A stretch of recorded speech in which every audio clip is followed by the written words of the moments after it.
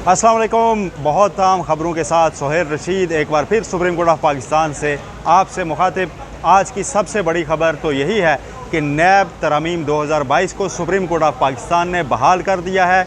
जो इमरान खान की दरख्वास्त पर साबिक़ चीफ जस्टिस उमर अता बंदयाल की सरबराही में 3 रुकनी बेंच ने 2-1 की कसरत राय से तरमीम को कलअदम करार देकर तमाम करप्शन केसेस को बहाल किया था, वो फ़ैसला अब ख़त्म हो गया है।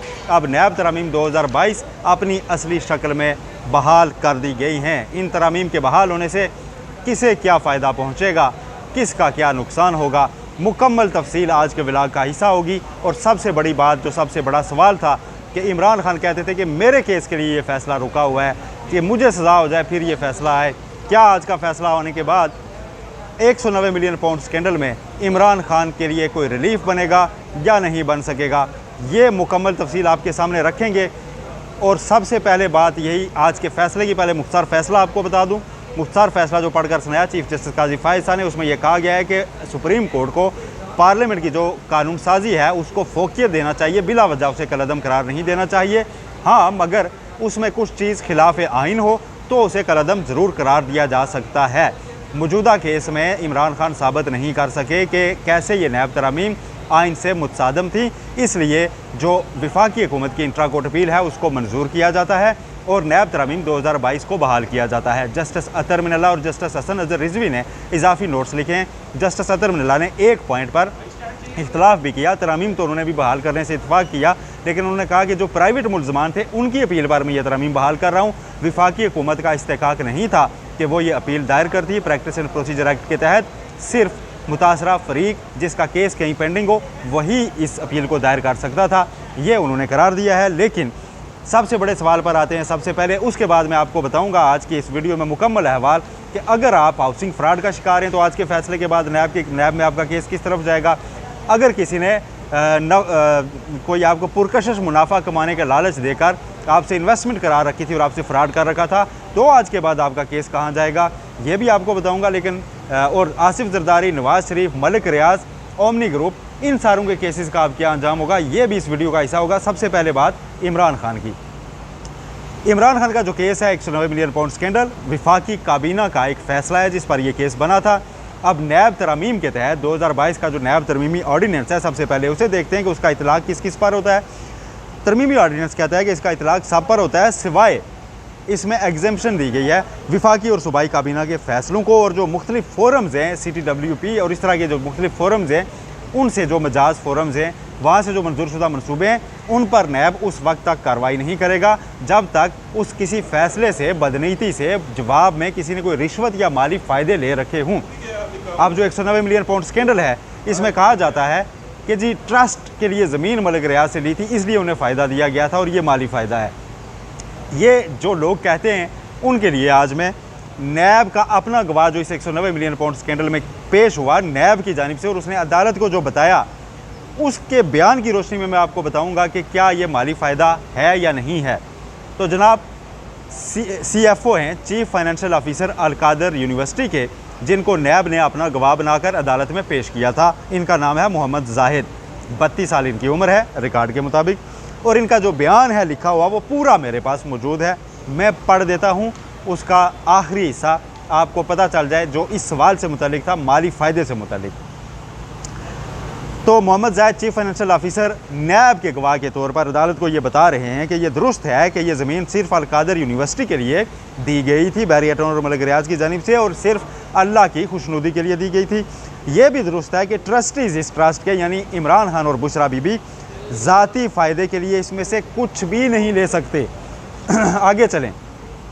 फिर गवाह नैब का ये कहता है कि यह भी दुरुस्त है कि इमरान खान, बुशरा बीबी या उनके किसी रिश्तेदार ने भी इस ज़मीन और इस अलकादर यूनिवर्सिटी की इमारत से कोई फ़ायदा अभी तक भी नहीं लिया। फिर मुस्तकबिल की बात भी कर दें, और ये भी दुरुस्त है कि मुस्तकबिल में भी इस ज़मीन या इस इमारत को वो इसकी हैसियत ट्रस्ट से बदल कर ज़ाती इस्तेमाल में नहीं ला सकते, ना ही अपने पास रख सकते हैं। फिर ये किधर जाएगी? तो जी ये अलकादर के पास ही गवाह कह रहा है कि रहेगी। और अगर कभी जब उनसे ये पूछा गया कि ये ट्रस्ट बाकी नहीं रहती तो उन्होंने कहा जी कि अगर कभी अलकादर बाकी नहीं रहती तो जो मायदा है उसके मुताबिक ये ज़मीन जो मलिक रियाज ने दी और ये इमारत जो अलकादर यूनिवर्सिटी की है ये ऐसे ही किसी और फिलाही इदारे को मुंतकिल हो जाएगी, not to Imran Khan, not to Bushra Bibi, not to their any relative. ये गवाह का बयान है। फिर आगे चल के वो कहते हैं, मज़ीद वजाहत करते हैं कि मज़ीद वजाहत कर दूँ कि ये दुरुस्त है कि बुशरा इमरान ने एक पैसे या एक पेन्नी की भी इसमें से बेनिफिशरी नहीं है, यानी उनको कोई फ़ायदा नहीं हो रहा। और फिर कौन बेनिफिशरी है जी? वो कह रहे हैं जी कि 100% इसका फ़ायदा तलबा जो हैं अल-कादर ट्रस्ट के वो ले रहे हैं। ये मोहम्मद जायद जो चीफ़ फाइनेंशियल ऑफिसर हैं उनका बयान है। इस बयान को देखते हुए जब इसी केस में ज़मानत दी इस्लामाबाद हाई कोर्ट ने और चीफ जस्टिस आमिर फारूक ने फ़ैसला लिखा, उस फैसले में उन्होंने कहा कि चीफ़ फाइनेंशियल ऑफिसर का जो बयान आ गया है, इसके बाद माली फ़वायद वाला मामला तो मज़ीद इंक्वायरी का हो गया कि नैब मज़ीद इंक्वायरी से कोई लायक जी कि इन्होंने इस केस से माली फ़ायद लिए हैं या नहीं। मज़ीद इंक्वायरी नहीं हुई, वो केस वही जारी है, कोई इसमें ज़िमनी रेफरेंस दायर नहीं किया गया।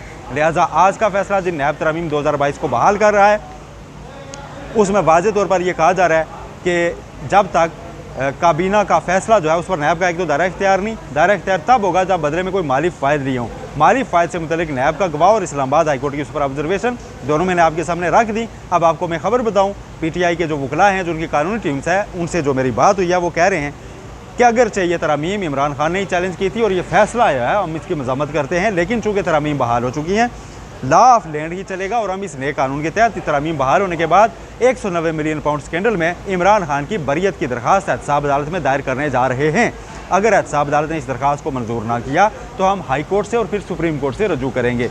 ये तो था इमरान खान का मामला। तोशाखाना 2 उनके खिलाफ जो नया रेफरेंस दायर हुआ, उसमें जो अभी तक जो सामने डॉक्यूमेंट्स आए थे वो मैंने पढ़े, उसमें 13 करोड़ रुपये का बनता है। अब नैब तरमीम कहती हैं कि 50 करोड़ रुपए से कम मालियत पर नैब का दायरा इख्तियार नहीं होगा, इसलिए तोशाखाना 2 भी उनका इससे हिट होगा, उस केस में भी उनको रिलीफ मिल सकता है। ये इमरान खान के लिए तो यहाँ तक था। अब आते हैं आसिफ अली जरदारी। आसिफ अली जरदारी के केसेस इस वक्त सदर होने की हैसियत से उनको इम्यूनिटी है, वो रुके हुए हैं, लेकिन आसिफ अली जरदारी के केसेस अब जब भी चलेंगे नैब रावलपिंडी में नहीं चल सकेंगे। सिंध का केस है, नैब तरामीम ये कहती हैं कि सिंध का केस जो होगा या जो जिस इलाके का जुर्म होगा उसकी मुतलका अदालत में ही वो केस चल सकेगा। अब ये सारे केसेस एक दफ़ा फिर जाली अकाउंट स्कैंडल के सारे नैब रावलपिंडी से नैब कराची को मुंतकिल होंगे। कराची की एहतसाब अदालतों में इनका ट्रायल चलाया जाएगा जब चलेगा। और जो केसेस इसमें 50 करोड़ से कम मालियत के हैं, जिनको इसी बुनियाद पर तरमीम आने के बाद बंद किया गया था, अब वो बंद ही तस्वुर होंगे। इसमें शरीक मुलजमान में मलिक रियाज और बैरिया टाउन भी शामिल थे। आइकन टावर केस है कराची का, जो नैब रावलपिंडी में चल रहा था। बाग इब्ने कासम की ज़मीन थी, जिसको नैब ने बड़ी गहरी इन डेप्थ तफ्तीश से ये बताया था कि कैसे इसको मलिक रियाज ने वहाँ के कुछ अफसरान की मिली भगत से हथियाया। पहले उसकी जो बाउंड्री वाल बनाने के लिए उसको पहले जो आइकन टावर की ज़मीन थी उसको नक्शे से बाहर रखा गया, फिर कुछ साल बाद चल के उसे अलाट कर दिया गया और उस पर आइकन टावर बन गया, जो कि सरकारी ज़मीन थी। ये केस अलग से बना हुआ है और ये वही केस है जिसमें DG पार्क्स कराची के घर नैब रावलपिंडी ने छापा मारा और हीरे जवाहरात पता नहीं क्या क्या सोने के बटन और बहुत सी चीज़ें और बड़ी खूबसूरत गाड़ियाँ चमचमाती वहाँ से वो बरामद की थी और फिर उन पर आमदन से ज़ायद सासों का केस भी दायर किया था अलग से।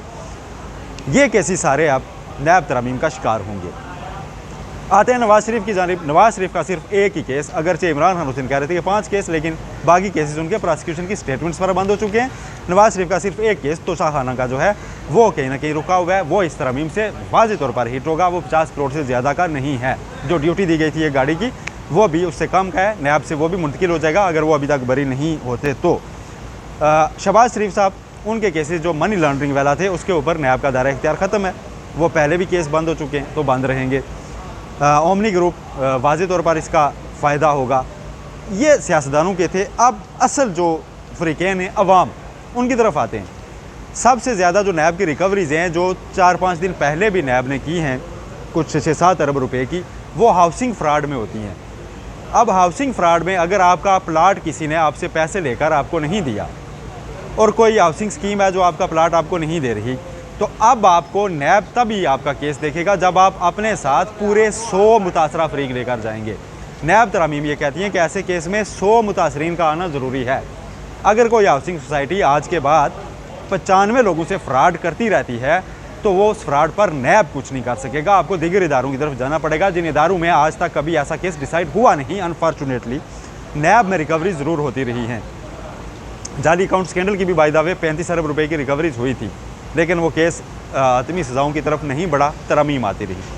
अब हाउसिंग फ्रॉड में भी ये होगा। इसके अलावा आपको पता होगा कि B4U टाइप और डबल स्टार टाइप काफ़ी फ्रॉड्स होते हैं जो नैब के पास केसेस थे, उसमें भी आपके पास अब 100 बंदे और होंगे। यानी मेरे साथ अगर कोई फ्रॉड हो गया है तो नैब डायरेक्ट मेरी दरख्वास्त पर काम नहीं करेगा, मुझे 99 बंदे अपने साथ और ले जाकर दिखाने पड़ेंगे कि इन्होंने भी फ्रॉड किया है। आमदन से ज़ायद असासे बनाने का केस DG पार्क साहब की मैंने आपको बताया कि उनके घर से रिकवरीज हुई थी। नैब ने कहा था आपकी तनख्वाह तो बतौर DG पार्क कितनी थी, आपकी ये असासे अरबों में कैसे हैं। अब नैब तरामीम के बाद नैब को खुद पता करना है कि ये असासे कैसे हैं और उन्हें बताना है कि आपने करप्शन से बनाए हैं। वो जवाबदेह नहीं होंगे। जो एक इस्लाम की हमें बड़ी एग्जाम्पल पढ़ाई जाती रही है बचपन से किताबों में, हज़रत उमर फारूक रज़ियल्लाहु अन्हु से माल गनीमत से मिली चादरों पर सवाल हुआ था तो उन्होंने जवाब दिया था कि जी मैंने पूरा लिबास इसलिए बना लिया कि बेटे ने भी मेरी आपने इसे की चादर मुझे गिफ्ट की। अब ये है कि आप सवाल करने वाला खुद बताएगा कि जनाब आपने ये करप्शन से ली है, खुद एविडेंस लाएगा तब केस बनेगा, अदरवाइज़ ये केस नहीं बनेगा। ये थी नैब तरामीम जिनको सुप्रीम कोर्ट ऑफ पाकिस्तान ने बहाल कर दिया है और ये करार दिया है कि ये आइन से मुतसादम नहीं है, इसमें किसी आइनी हक की खिलाफ वर्जी नहीं हुई शहरियों की।